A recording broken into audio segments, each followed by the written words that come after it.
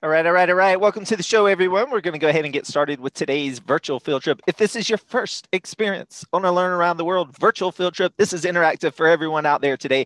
We have lots of classrooms watching, so I encourage you to send in your questions early and often. You can send in those text questions to the Q&A app in the bottom of your Zoom window you're watching right now, or you can send them into Twitter if you are a Twitter user. Teachers, just make sure you use the hashtag GeoShow. If you're using Twitter, do not @ me. I will not see it. I am only following this hashtag GeoShow.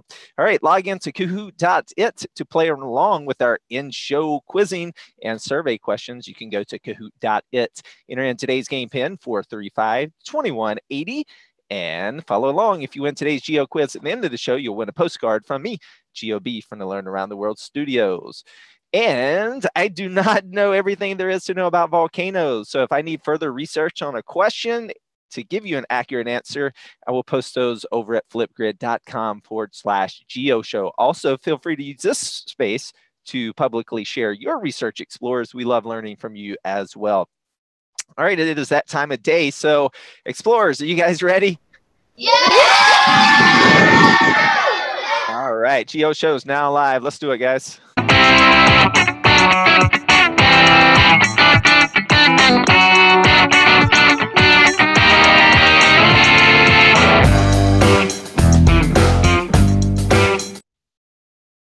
All right, all right, all right. You're now watching the GeoShow, and the title of today's program is Volcanoes of Guatemala, brought to you by Learn Around the World. We're kicking off today's show with a survey question, so go ahead and get logged in if you're not already over at Kahoot.it, or open the app if you have the Kahoot app.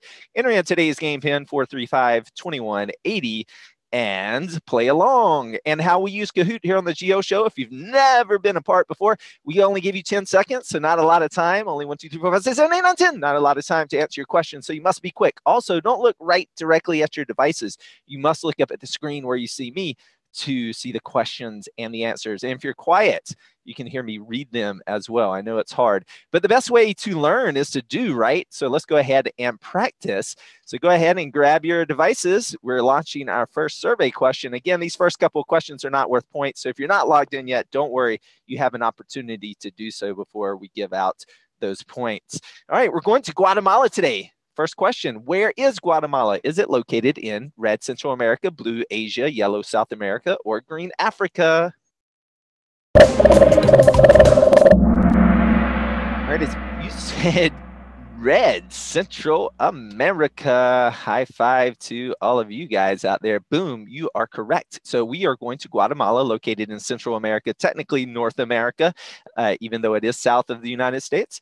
And we're going to go ahead and check in on our map to find out exactly where Guatemala is and where the locations that we're visiting today. GeoShow is a geography-based program. That means location matters, explorers. Let's go ahead and spin our big blue ball around and zoom into Central America. We're going to freeze it right here for 1 second. Let's highlight Guatemala and show you what countries are its neighbors. So first of all, in red here, or roughly, is Guatemala.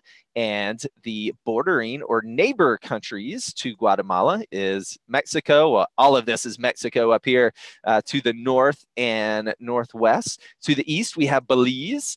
To the southeast, we have Honduras, and southeast, we have El Salvador. So those are the bordering or neighboring countries to Guatemala. Now, the reason Guatemala is such a great place to talk about volcanoes is because there's a mountain range that runs through southern Guatemala that has a lot of volcanoes. In fact, there's 37 volcanoes packed very tightly into the southern part of this very small country. So there's a lot of volcanoes there and a lot of them to talk about. Our locations today that we'll be referencing, we may or may not get to Lake Atitlan, but that's an ancient crater lake caused by an ancient volcano. We also have Antigua, which was once the capital city surrounded by volcanoes, and Volcan Pacaya, which is an active volcano. And we're going to virtually hike up Volcan Pacaya today. All right, so first of many vocabulary words we're going to learn today, or phrases, is the Ring of Fire. Can you guys say Ring of Fire? All right. And they're saying it with fire. Oh, man, I love it. So the Ring of Fire basically is all of the land that surrounds the Pacific Ocean. And the reason it's called the Ring of Fire is because 75% or 3/4 of all volcanoes in the world occur somewhere along the Ring of Fire. And 90% of all earthquakes happen along the Ring of Fire. These are the ones above land, of course. About 80% of all volcanoes on Earth are actually below the ocean. So we're talking about the ones that are above water. Okay.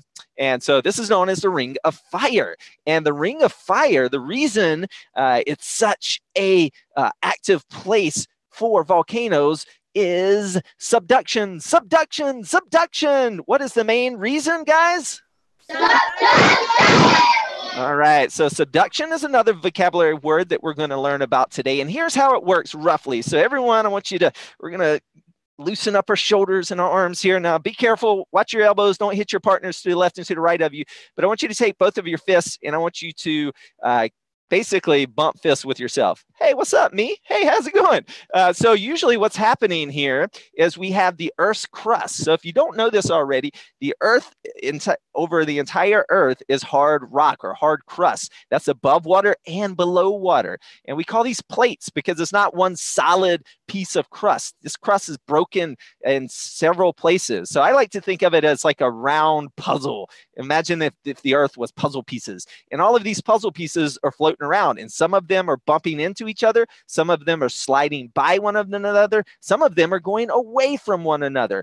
And this movement causes earthquakes and volcanoes. And the biggest reason we have all the volcanoes around the Ring of Fire is something called, again, subduction. So here's how subduction works is you have an ocean piece or an ocean plate, and you have a continental plate, or in this case, Guatemala. So when those two plates bump each other, the ocean crust is heavier. So the heavier one goes where? Up or down? Well, if you said down, you're right. So the heavier one goes down. The Pacific crust is going down into the Earth, and Guatemala is going up. So it's getting pushed up. And this is what causes, if your knuckles, this is what's going to cause all the mountain ranges, those 37 volcanoes and those mountain ranges in Guatemala. All right. So when that Pacific crust goes below inside the Earth, that hard crust is going to melt and it becomes molten magma. Can you guys say magma? Magma. All right. And so let's look at on a diagram how that works. Okay. So what's happening here? So just like we just fist pumped ourselves. So these two plates are ramming into each other, and the Pacific crust is going down below deep into the Earth, and it melts. That's right. Hard rock can melt, guys. And when it melts, it becomes magma. So when it's inside the Earth, we call it magma. Now, over time, some of that hot magma is going to make its way up into a volcano, into a shaft or a vent. And if enough pressure builds up over time, the top of that volcano is going to blow off and lava is going to come out. So lava is the same stuff that magma is. It's molten rock, it's molten magma. However, we call it lava when it comes out and it's exposed to the air. So basically, that is how the volcanoes work around the Ring of Fire. Again, it's because of subduction. And again, we have 37 volcanoes located in southern Guatemala.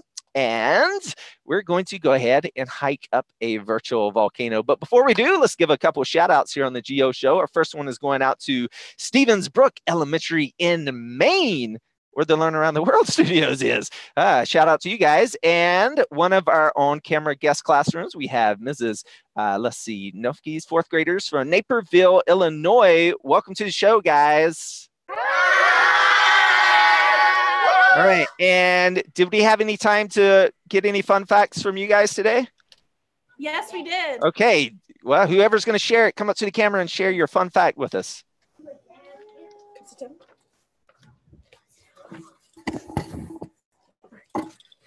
An erupting volcano can trigger tsunamis, flash floods, earthquakes, mud flows, and rock falls. All right. So as we learned, 90% of earthquakes and 75% of all volcanoes happening around the Ring of Fire. So they go hand in hand sometimes, and which is what we're seeing currently in Hawaii. It's an earthquake causes those fissures or those cracks that lava is currently coming out of. Great fun fact there. Next up, we have Mrs. Zellick's in Lester's classroom, fourth graders from Cleveland, Ohio. Welcome to the show, guys. All right. And do we have any fun facts from Cleveland today about volcanoes? Wait, here they talk about volcanoes. Active volcanoes in the U.S.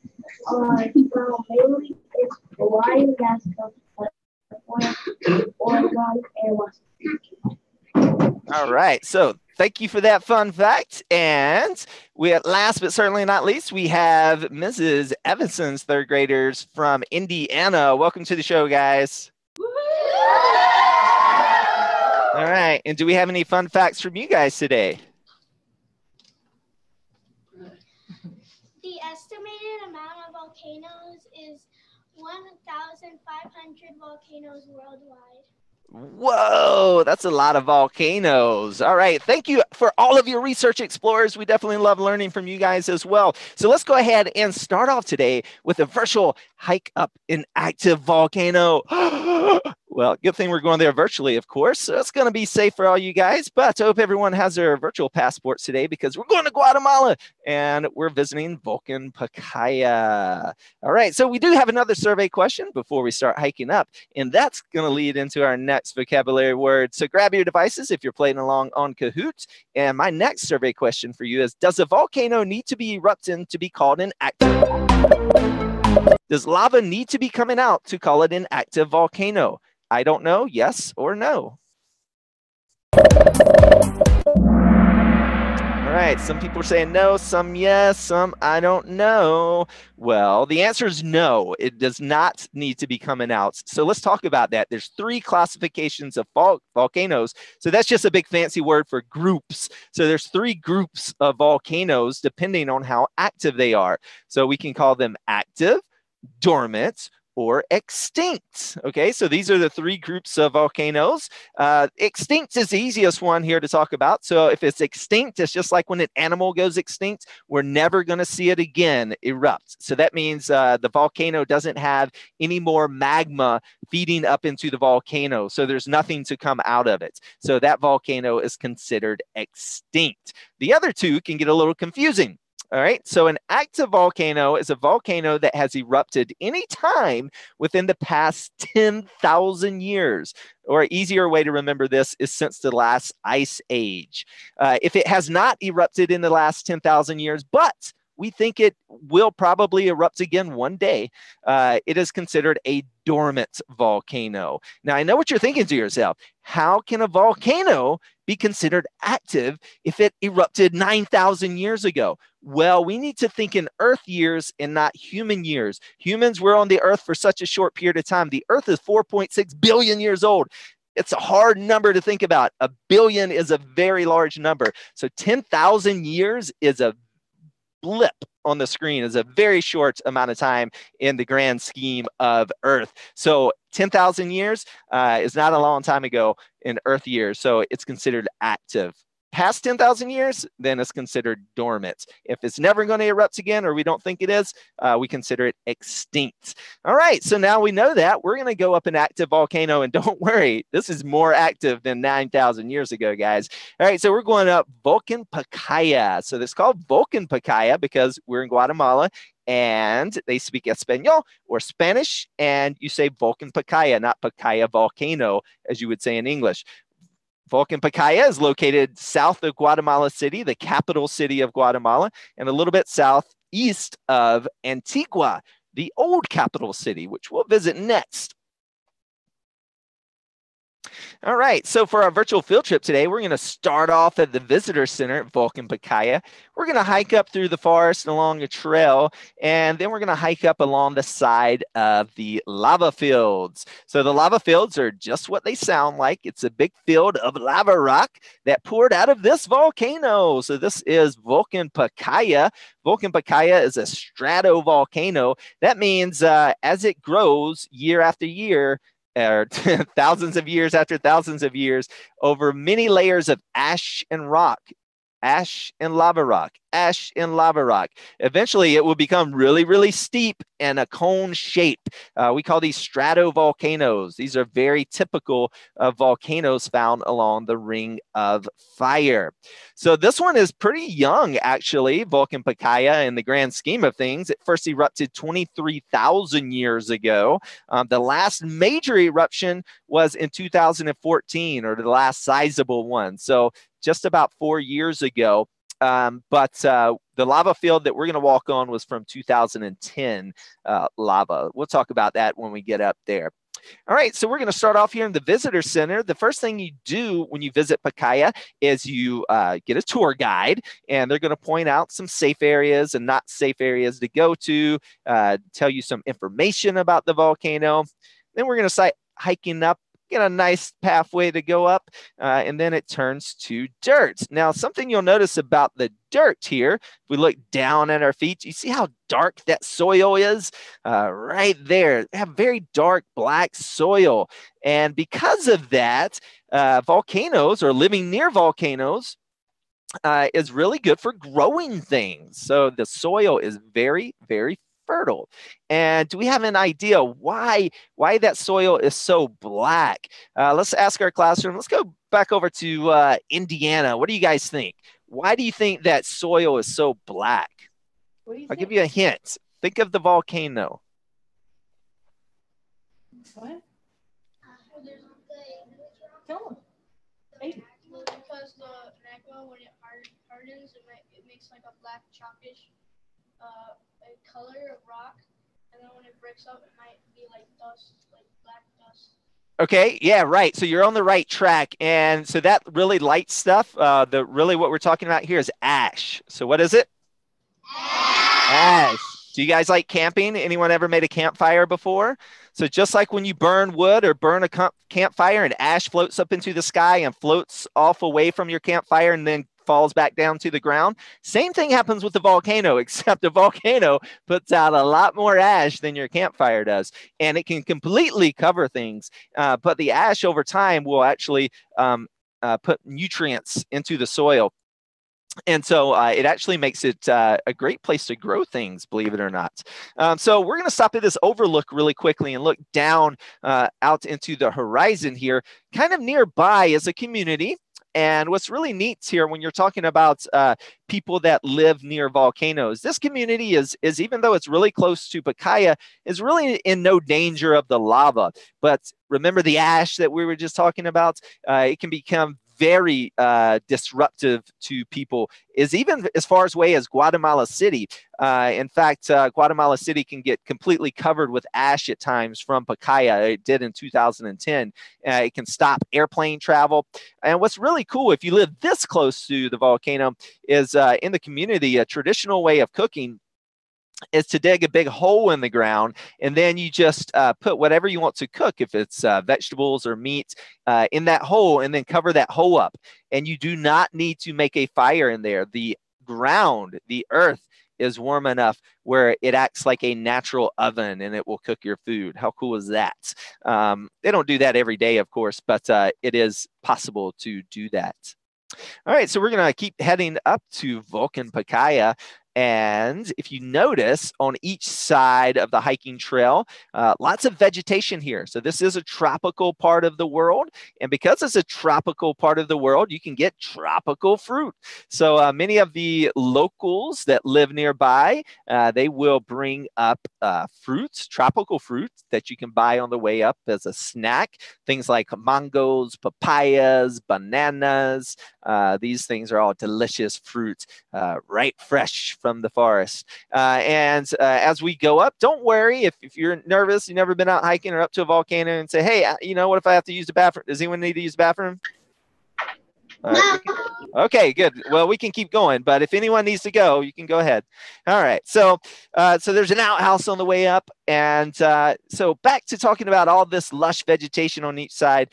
So Guatemala is a tropical area of the world. So that means it's very warm. So the weather here is warm all year round. And there's 2 seasons. So there's a rainy season and a dry season. Both of those are hot. So this very spot, remember we're talking about ash being really dangerous for people and really more disruptive than, say, the lava even. This very spot right here from the 2010 eruption, there was about 3 feet of ash that was right here. So 1 meter of ash. Can you imagine if you've ever seen, for any of our northern classrooms, if you've ever seen 3 feet of snow, imagine that 3 feet of snow being ash. How dirty would that make everything? And then when it rains, it becomes this really gross, soupy ash mud that can really cause a lot of trouble for car engines, for example, and other kind of machinery that humans use. Okay, so our tour guide, when we were stopped getting a snack, go ahead and finish your fruit if you're eating that. He's cutting some sticks. I'll let you guess with your friends to the left or to your right what we're going to use those sticks for. I won't give it away quite yet. We'll come back to it in just a second. All right, so as we come up to the edge of the lava fields, we're going to take a look, and there it is. That is Volcan Pacaya. Volcan Pacaya is, again, is fairly young. It is about 8,373 feet tall. And since the Spanish have arrived in Guatemala, so since we have record of it in the 1500s, there's been 23 eruptions since the Spanish have arrived. And if you look down the side of the volcano, you can actually see right here. I point out this little highway right here, right coming down. You can see where the lava is darker right here. And this is from the 2010 lava flow. So you can kind of see some of the freshest lava that flowed down in this direction. And so it's blacker. And it flowed all the way down to the lava fields and completely filled in this area that we're gonna look across here. So all of this, the blacker spots that you see, is lava from the 2010 eruption. And if you notice here, we're going to go down and look at it closer, but this is something called the lava store. What? That's right. There is a store up here that you can buy jewelry at, and it's called the lava store. But the lava store used to be located over here. Do we have any guesses why that lava store was moved? And let's check in over in, let's go to Illinois this time. What do you guys think? I believe that volcano, the lava kept on coming and it could have touched the lava store, so they had to move it. Right. So all of this area, this dark black, this is all lava, right? So if that lava store was right there, it would have gotten gobbled up by that lava. So it would have burned down or burned up. So they moved it. They moved the lava store. It's just a little shack, so it was easy to move. But they had time to move it. And this is a good place to kind of to pause and talk about this, because some people are confused sometimes. It's like, what? You have time to move out of the way from lava? Yes, you do actually, in fact. And so there's actually a difference in different kinds of lava as well. So the lava, so many of you may have seen on the news in Hawaii at Kilauea volcano right currently. And really, it's not just started erupting last week, by the way. Kilauea has been erupting since 1983. So for the past 35 years, it's been erupting. This is just in a new spot. There was an earthquake and a crack, and new lava was coming out in a new spot. But the volcano itself has been erupting consistently for the past 35 years. But lava in Hawaii has a consistency more like honey. So if you were running down the hill, if lava was going down the hill, it's going to flow down really quickly in Hawaii. When it's flat, it's not going to go very quickly. But when it's going down a hill, it's going to go very quickly. But when it goes down a hill around the Ring of Fire, the typical lava is more like peanut butter. Now, we can turn peanut butter almost upside down, and you can see how slow it flows. Peanut butter, you know, but it will go faster than peanut butter because there's just so much of it. So if you get a lot of it pushing it, it's going to flow down faster. But especially when it gets to flatter ground or less of an incline, it's going to start moving a lot slower because it has a peanut butter consistency to it in Guatemala, not that honey consistency that we find is typical in Hawaii. Okay, so that's another thing to keep in mind when we talk about different kinds of lava. So we're going to go down and hike into the lava fields so we can get a up close look at the lava fields here on top of Pacaya. So if we turn around and take a look at the top of Pacaya here at the caldera, so at one time, there is a smaller cone that's inside of that caldera that is growing. So a new smaller cone. So it's kind of like a bowl inside of there. And there is a smaller cone. So when little eruptions or things come out, a little bit of lava will come out, and that cone grows and grows and grows until you have a big explosion where it really blows the cap off. And but even though we have peanut butter consistency of lava here in Guatemala, what it causes is really violent eruptions. So when it does explode, it's lots of pressure, so it can really splatter that lava really far and in really big chunks, sometimes the size of a washing machine or refrigerator, because it's sticking together. All right, so we're gonna walk around and start heading down into the lava fields. It's gonna be a pretty steep slope, so make sure everyone stay with your buddies. Don't lose each other. No handrails, so watch your step as well. We'll take one last look up from a higher vantage point to Pacaya. You can also, if you see really closely, you can see some fumes coming out of the top. It's kind of a hazy day.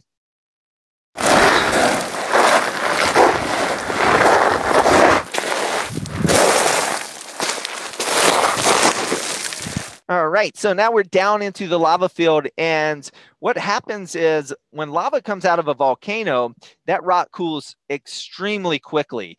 So lava can get very hot, obviously. For example, in the USGS, that's the U.S. Geological Service, they have measured the lava in Hawaii, for example, and that can get anywhere between 1,600 degrees Fahrenheit to over 2,100 degrees Fahrenheit. So really, really, really hot. Here in Guatemala or around the Ring of Fire, it doesn't get as hot as Hawaii, but still it's going to be over the 1,000-degree mark. And so it gets extremely hot. So I'm about 6'1" tall. So you can see how high this lava piled up here at the bottom of these hills when it's stacked together. And because of that, deep inside, it's kind of warm. And what I like to talk about here is pizza. So do we have any fans of pizza here? Yeah.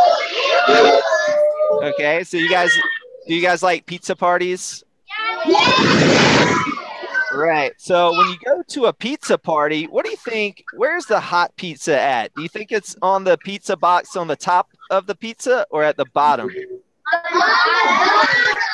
Right, it's at the bottom because that's where it's insulated. All the pizzas on top of this bottom pizza is keeping it warm. It's trapping that heat inside. Well, the same thing is happening here. So all of this lava was from 2010, guys, and so you know it's 8 years old now, but still it's still hot deep down in there. So I can prove this, and I can prove it's still hot because remember those sticks they were cutting? Well, if you guess they were cutting it down to roast marshmallows with, then you are correct. So it's still not everywhere on the lava field, but there are pockets of heat where heat is still coming out from deep inside this stack of lava, and you can actually roast marshmallows there. How cool is that, guys? Oh, that's so cool. Give thumbs up. Oh my God. All right. So unfortunately, you know, technology is great that we can bring you here on the virtual field trip, but I can't pass you guys a roasted marshmallow through the computer. So sorry, guys. But maybe, you know, if you come here one day in real life, don't forget your graham crackers and chocolate so you can make s'mores. All right. I even heated up my sandwich here. So I even had a nice little lunch on top of Pacaya. And Now, don't worry, it's safe to walk across the lava field today, and we will take a walk across here. When we look at it up close, I'll show you a picture up really close of the lava rock in just a second. We can see how sharp lava rock is. But I do recommend wearing a good solid shoe or boots if you come here, because the rocks are really sharp.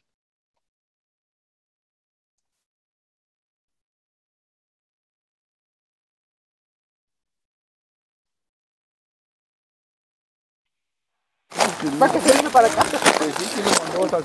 kind of hear it crackling under the boots there. And before we go out, we'll take a look at the lava store. And the lava store is really neat. You can see it's just a small shack. That's why they were able to move it and save it from the lava from the 2010 eruption. But what they sell here is the local indigenous community. So the Maya that live here, they make jewelry out of the lava rock. And so it's really neat, and it's a good, goes to a good cause to support the local community. If you ever find yourself here, you can buy your mom something for Mother's Day. Don't forget Mother's Day coming up this week, explorers. Don't want to upset mom. All right. So we're going to head out of the lava fields, and I'll show you one last thing. We're going to open up the floor for questions here in a minute. So especially if you're not on camera with us today, start texting in those questions to hashtag GeoShow or using the Q&A app in the bottom of your Zoom window. Before we do that, I do want to point out down here, this isn't a community. This is actually a power plant. Now, this is really cool because we can actually generate electricity from volcanoes. That's right. It's called geothermal electricity. So geo, that prefix geo means earth. So you're watching the Earth show, or the World show, I like to call it. So the geothermal electricity, so thermal is heat. So geothermal, so heat from the earth. So that's the type of electricity that you can make from a volcano. How cool is that? It's completely clean, no pollution that's generated from this type of electricity. Pretty awesome.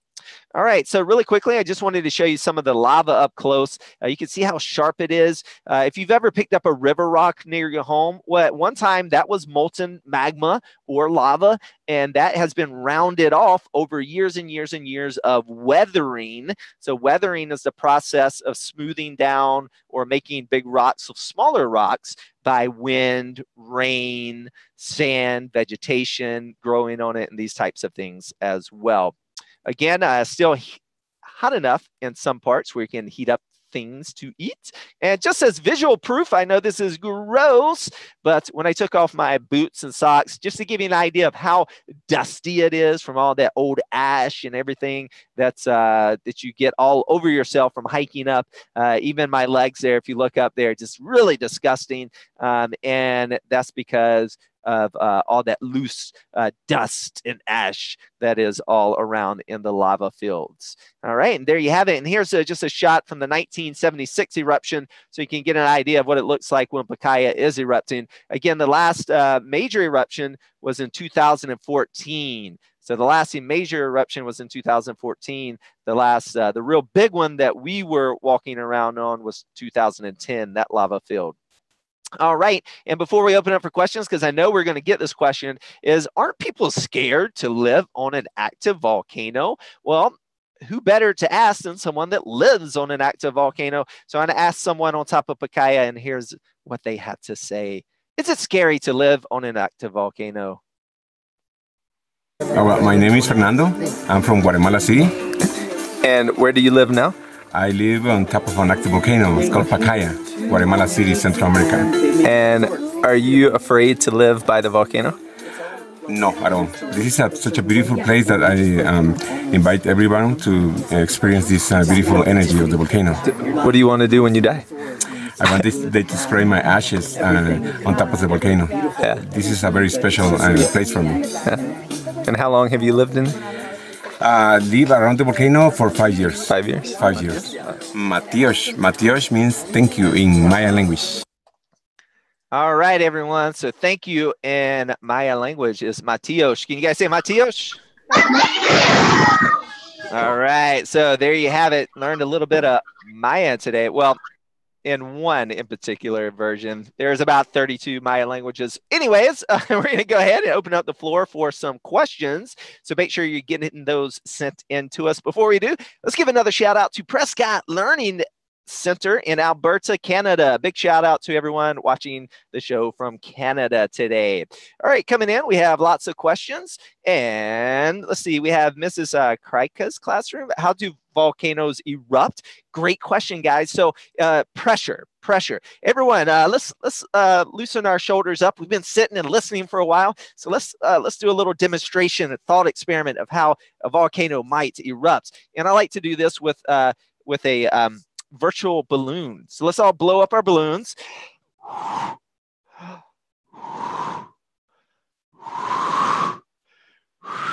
What's going to happen eventually? Pop! All right, so much pressure is going to go in that balloon. It's going to pop eventually.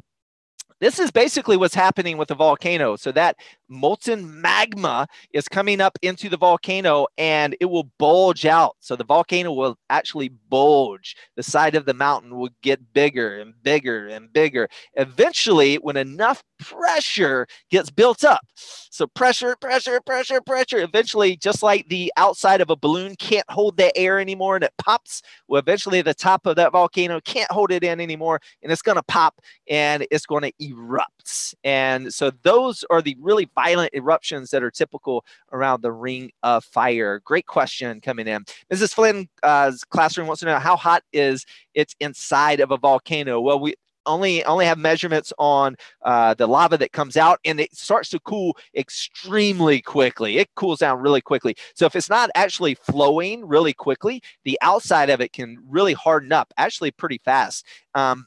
But we have the upper temperatures is going to be around 2,120 degrees Fahrenheit. Great question there. Let's go back over to Mrs. Evanson's room. Do you guys have a question for us? What makes a volcano go dormant? Right. It just means it's not currently erupting. So it's not enough pressure to where it's going to erupt. And remember, the cutoff point is just means it's 10,000 years. So you may be considering an active volcano because you last erupted 9,000 years ago. But if you get to 10,000 years, then you go from an active to a dormant volcano. So that's what it is. It's just enough time is what causes it to go to switch over to a dormant volcano. All right, great. And it basically just hasn't generated enough pressure to explode again or to erupt again. All right, let's go over to Mrs. Zellick and Lester's classroom. Do you guys have a question for us? Really loud, Jacob. The most deadliest volcano eruptions have occurred in Indonesia, where tens of thousands lives lost to starvation, tsunamis as a result of the erosion ash. Excuse me, Conference Doctor. Christmas leave, please come to the Christmas leave to the office. Thank you. All right, so we have another fun fact. It's kind of hard to hear you guys. Maybe if you can send your question askers up to the screen when we come back to you, we can, or to wherever your microphone is on your computer, maybe we can get a clearer audio going. All right, let's go over to Illinois. Do you guys have a question for us? What was the biggest volcano eruption ever recorded? I don't know. That's a classic example of I don't know. The biggest one ever recorded. I'll have to research into that one and see if I can post it over onto Flipgrid for you. But there's been major volcanoes in the past and large ones that were not recorded, at least in human recorded history. We have things such as mega volcanoes or super volcanoes. Maybe some of you have seen these before on like Discovery Channel or National Geographic shows before. One of those is actually Yellowstone located in the United States. So that's a super volcano, and if that one erupts, that one's so big it's going to disrupt the entire planet's weather pattern, and it's going to really destroy the western part of the United States. So yeah, so that's just a super volcano. but you know, those things again can be way off into the future. All right, so Mrs. Lupton's classroom, they want to know, they only moved the lava shack a little bit. How did they know it would be safe from the lava there? Right, so it's they just moved it out of the way, and then when the lava started to cool down, they just put it right back on the edge again. So yeah, if you saw, it wasn't that big. They were able to save it, move it away, and then when the lava was starting cooling down around the edges, then they moved it back. Lava cools really quickly, especially on the edge when it gets crusted, a nice crust over it. But inside, as we saw earlier, it can cool at a very slow rate once it gets covered. And this makes sense, right? If you think about it, if you ever cooked with your mom or dad in the kitchen, right? If you cook a pot of food and you leave the lid off of it, it's going to cool down really quickly, right? Once you turn the heat off. But if you leave the lid on top of it, it can stay hot for a lot longer, right? Because it's that heat is trapped inside. And that's what happens when the lava flows down. It will form a solid crust on the outside, means it will get hard when it cools off. And on the inside, it's still a lot hotter, still molten rock or lava, and so that can cool down at a lot slower rate. Great question there. Let's see. Can you tell us about what you know about the eruption in Hawaii, coming from Mrs. Nash's classroom? What I know about only a little bit about the one in Hawaii. Kilauea is an extremely active volcano. That one has been erupting since 1983 constantly. So for 35 years, lava has been coming out of Kilauea. The difference with where this is happening is people live on the big island on Kilauea, and there's a housing development or a neighborhood, and so it's off from the main part of the volcano. But there was an earthquake or a fissure that was, I believe it was around 150 meters long or so. I could be incorrect on my numbers here because it's just happened, and so it's a crack split open in the earth, and out of that crack, lava started coming out. And so that's what's happening there. So there's my brother-in-law used to live in Hawaii and work there. And so even when lava was coming down, there's plenty of time to get out of the way. So you could have time to, unless it's coming up like in this neighborhood right under your house, you have time if it's flowing towards, it moves kind of slow. So yeah. So, all right. So great questions coming in. I do want to introduce the area around Antigua before we start running out of time here for our day's program. And so if you have questions, keep sending them in, and we're going to hit up Twitter on our next Q&A portion here in just a second. So don't worry if you guys are feeling left out. All right, so we have Antigua here. Antigua is the old capital city of Guatemala, and they moved it from Antigua because all of the earthquakes, they had lots of earthquakes here, and they moved it over to Guatemala City. Kind of bad luck is right after they moved the capital to Guatemala City, a major earthquake hit Guatemala City. So, but Antigua itself is, we're talking about volcanoes today and not earthquakes so much, but they are related. And so we look here, and we have 3 volcanoes surrounding Antigua.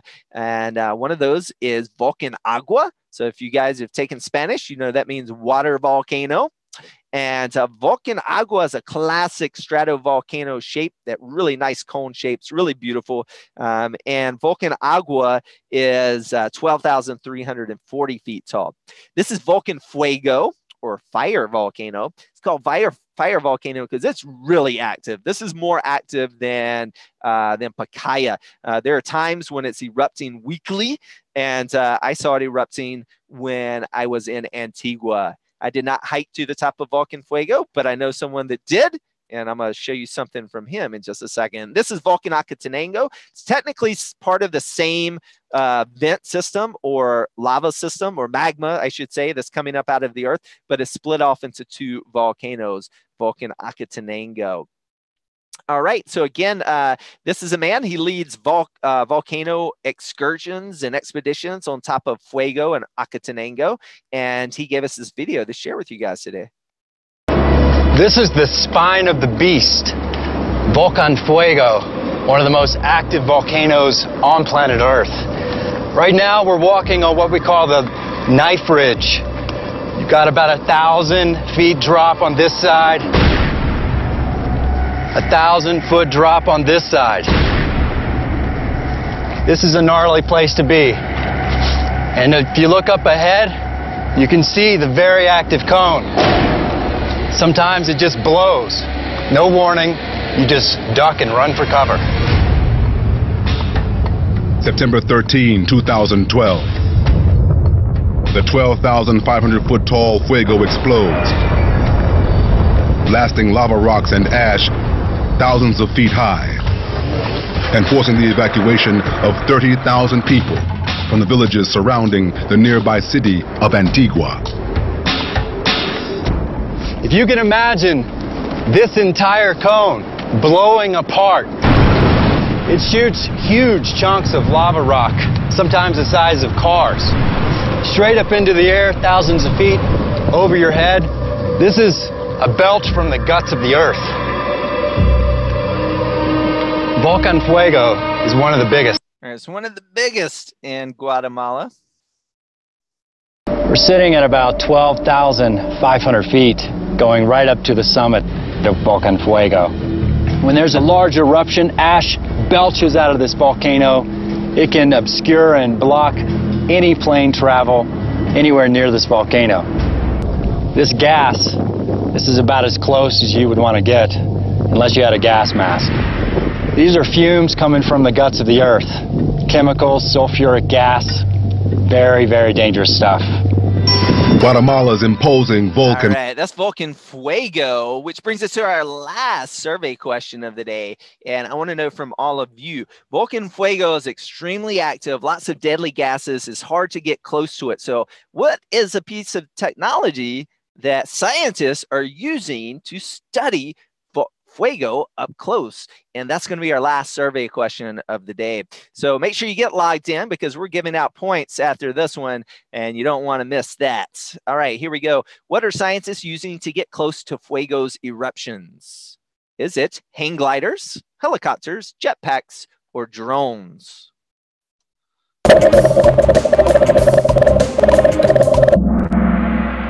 All right, so most of you got this one right. So it's green, drones. And I put a really cool video, and it's of some researchers out of England that have been studying Fuego, and it shows how they use drones to get really close, and you can get some really good, it's got some great videos of Fuego erupting. So I encourage you all to go check that out over at flipgrid.com/GeoShow in our volcano board, and there's a link for that video there. So just go check it out, maybe in class later on.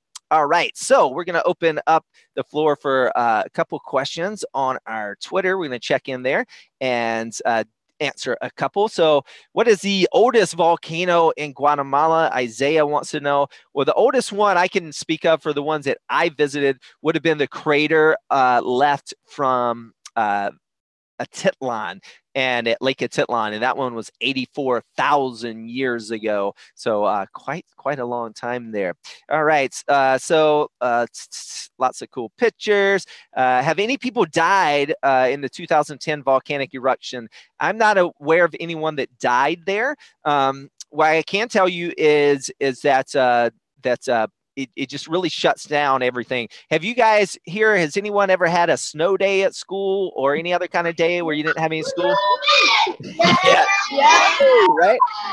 Imagine living in a place, well, there's no snow, but you know what they have sometimes? They have volcano days. And it's not from the lava, it's from the ash. It's because it's hard to breathe, it gets all over everything. And so they'll actually have days off of school from the ash there. All right, if you still have questions, don't worry, we're going to come back. If you have time to stick around with us, we're going to jump right into our Geo quiz so we can play that for our classrooms that need to go because we're just over 45 here. And we're going to launch that right about now. I'll be on to keep answering questions if you have time to stick around afterwards. But of course, feel free to head out anytime to fit your schedule. All right, here we go, guys. What is the major cause of volcanoes on the Ring of Fire? What is the major cause of volcanoes on the Ring of Fire? Subduction, supernatural causes, Mother Earth is angry, or hotspots? All right, it is subduction. Great job. All right, next question. How many volcanoes are surrounding Antigua, Guatemala? All right, is it 4, 3, 1, or 2? All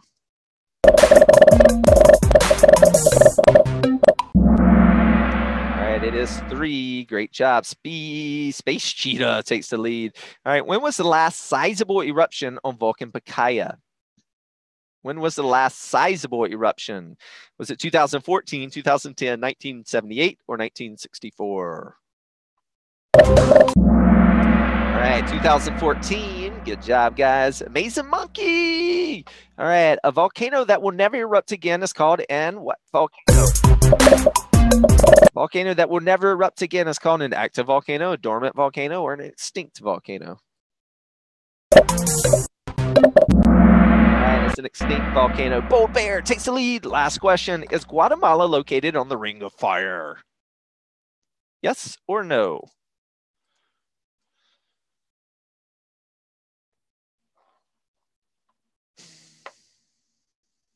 All right, yes, it is. And today's winner is dun, dun, dun, dun, Bold Bear. Congratulations, Bold Bear. If you're Bold Bear's teacher, please send me your school address. You can do that in one place only. And that's over at learnaroundtheworld.com/prize.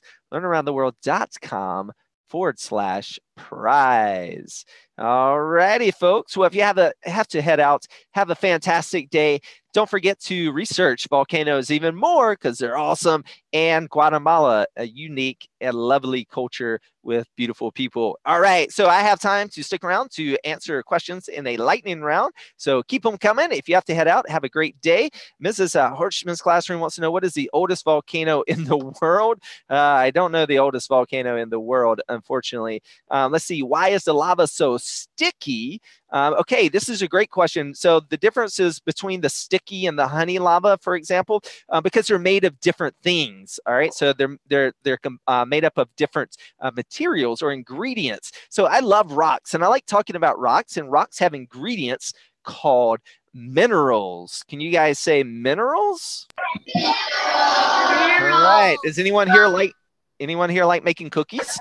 All right. So I like to talk about cookies when I talk about rocks, but to make a chocolate chip cookie, you need different ingredients to make a sugar cookie, for example, or an oatmeal cookie. All right. So that's probably a better example. And so you need different ingredients to make the 2 different types of cookies. Same thing with rocks. To get different kinds of rocks, we need different ingredients called minerals. So depending on what minerals are included in that molten magma is going to cause a different type of lava or a different type of rock. And the ingredients that are found in the lava in Hawaii, for example, just makes it gets hotter, and it makes for a more viscous, more like honey. Whereas what we find in Guatemala is more like peanut butter. It's more like peanut butter. All right, great question there. Let's start over in Illinois this time. Looks like we got a question ready to go. Go for it, bud. How can you tell if a rock is from a volcano or not? Because I found this rock. Right. I unfortunately don't know enough. I'm not a geologist. I can't look at a rock and tell just by looking at it. But what I can tell is what I notice is you have a solid, darker colored rock. And typically what you have of lava rock, so you can have, remember those ingredients we were talking about? So basically, rock that comes from molten magma is called an igneous rock. So this is getting in our upper grades here. Can you guys say igneous? Igneous. All right. So we have something called intrusive and extrusive. Can you guys say intrusive? Intrusive. Extrusive.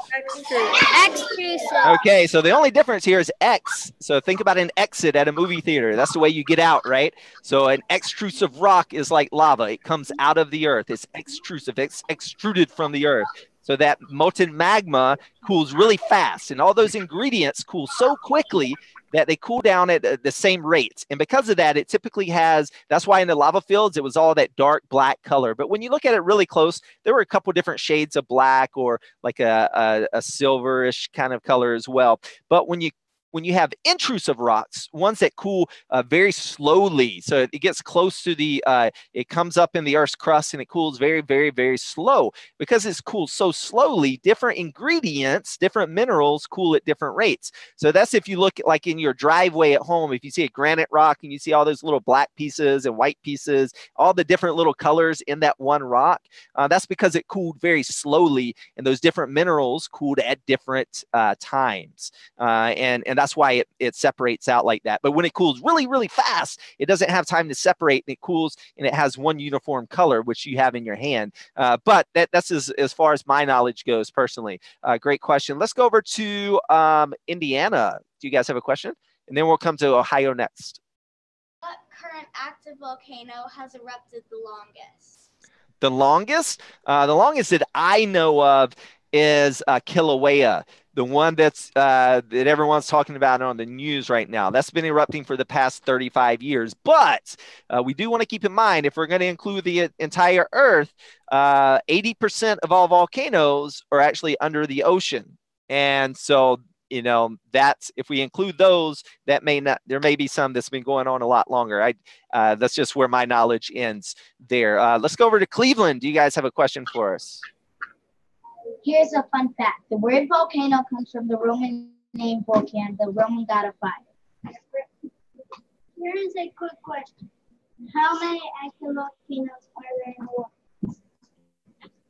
Did you say in the world? Again, yeah, I'll have to see if I can look that one up for the world numbers of active volcanoes and separate that out if we're talking about out of the water and under the ocean as well. Okay, let's check in over on our classroom, sending in questions over on Twitter. And let's see, looks like we didn't get to this one. Do volcanoes ever get smaller and die down or die out? So yeah, okay, so if we look at it in this way, so if a volcano goes extinct, so there's going to be no new rock layers added to it, no new lava layers added to it. Well, over time, remember that word we learned, weathering. Can you guys say weathering? Weathering. So that's the long process of lots of wind, lots of rain, lots of sand blowing from the wind. Over time, that's going to start chipping down at those rocks. And then once little pieces will come off, they will erode away. So yes, over a very, very, very long time, they will get smaller over enough period of time. Great question coming from there. Let's see, Mrs. Lupson's classroom wants to know, how hot is the outside of a volcano during an eruption? Again, it's going to be those lava temperatures anywhere between 1600 to 2100 degrees. Mrs. Stokes' classroom, when's the last time a volcano erupted in Guatemala? I have to double check when Fuego is definitely going to be the most recent. The most recent for Pacaya was 2014, the last sizable eruption anyways. So that means we're counting large ones. And let's, Mrs. Kreika's classroom, how many volcanoes are there in the world? I think that was one of our fun facts earlier, and so there's quite a number of them. I don't know off the top of my head. Let's go over to Illinois. Looks like we got a question ready to go. Go for it. Do you know? Do you know when a volcano is going to erupt? Right. So. Mm-hmm. Yeah, so it's not an exact science, but what volcanologists, those are the scientists that study volcanoes. So what they can do, let me go to my whiteboard here for you guys. So what we can do is, let's use our stratovolcanoes, the ones we've been talking about, that's typical of in around a ring of fire. So what's going to happen is we learned that we have deep inside the earth, we have all that magma. So we'll have a vent coming up into a volcano. And let's just say for our sake that it has just a nice oval shape magma in this volcano. So what's going to happen is this pressure is going to start to build up and up and up. And what's going to happen over time is what volcanologists can do is they can place little readers on the sides of volcanoes. And these little readers, what they're measuring So they'll put them on like little concrete slabs on the side of a volcano, and they can measure elevation. So you do this with GPS readings. We do this all the time. You can probably do them with your phone, but they have more expensive ones that can get down to closer measurements than what your phone can do. But what will happen over time as this lava starts to bulge inside of here? So what's going to happen is this volcano is going to start to bulge out. And let's do one that hasn't blown in a while. So it has a nice cap to it. So it's going to start to bulge on the sides, and maybe not this big, but you guys get the idea. So what you're doing is they're measuring the bulge. And that's how we know Yellowstone, for example. Yellowstone is bulging upwards. So it's on the way to erupting. Now, is that next week? Is that a billion years from now? I don't know. So it's not an exact science, but if you go to the USGS's website, they do have a rating system. They have like a code yellow, code orange, and a code red. And so what that means is something is more likely. Also, you'll see an increase. Other signs is we have the bulges. Other signs like we're seeing in Hawaii right now is you see a increase or uptick in earthquakes. Other types of seismic activity as well. So these are other signs. So you take that all together, and then you try to say, well, it appears that it's becoming very likely. But again, you're talking Earth years, so you can't say it's going to happen tomorrow.